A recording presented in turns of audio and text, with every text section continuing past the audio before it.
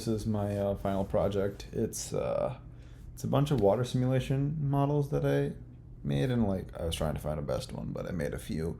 Some of them are more gimmicky than others, but yeah. Before that, I guess the boilerplate is I had to make had to make a plane that to be manipulated by the sign by like the sign functions or whatever it is that I have in my algorithms, and then that had to be textured. Then there had to be some lighting and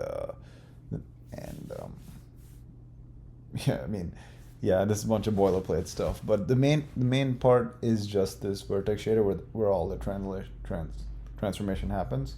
So yeah, let's get started. Render this. Okay, so here we go. This is just, you know, your quintessential sine wave. And before I get into it, I guess I should say, you can hit 1, 2, 3, and 4 to get different angles going that like, I don't know, I think kind of give a good idea of each model. So yeah, you get those ripples here going like radial because you take the distance from each vertex, or you take the distance from each vertex and the origin, which I mean I shifted it a bit here to make it like come into the middle.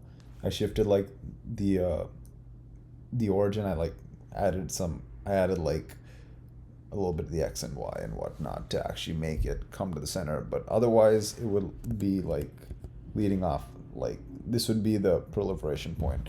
Anyway, it's not that important. This is the first model, basic sine wave. I'll skip the second one because I think it's the best one. But you go through the models by hitting A, S, D, F, and G. So hitting D now, and yeah, this is unlike the other ones where you take the distance from the origin. Over here, you take the distance along the x-axis. So yeah, it's kind of the more typical ocean look because like it has like those waves going in a line. But yeah, it came a little bit rough, and also there's some oscillation stuff which I improve on, like in the last one you'll see. This one is kind of more just cartoony because let me show you one of the collisions that like I think is kind of cool. Yeah, here you go. Like on the kind of rightish side, I thought this effect was kind of nice because there's multiple proliferation points, as you can see. Like there's a bunch of concentric circles here, and then there's some here, and yeah, I think it's kind of neat in its own creative way. But anyway, the next one is kind of a trip, but like I thought it was kind of cool.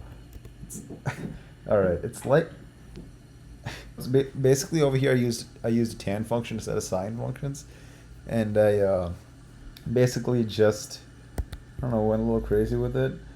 It's kind of cool, I think, the procedural nature of it and how like you can actually see the like the tan curves a little bit, arching up like that. But anyway, that okay. So the that's like everything besides this, which is I think the best one. It's radial again, but I guess that doesn't really matter, because if you were to actually use the texture, you wouldn't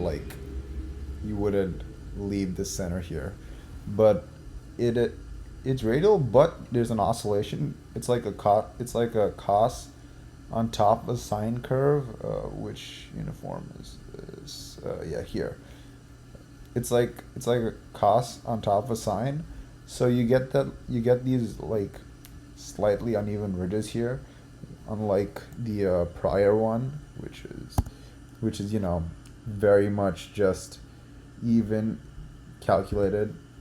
And while this is technically still calculated because it's oscillating through cos curves, it's still, I think, you can, it's good. It's good. All right.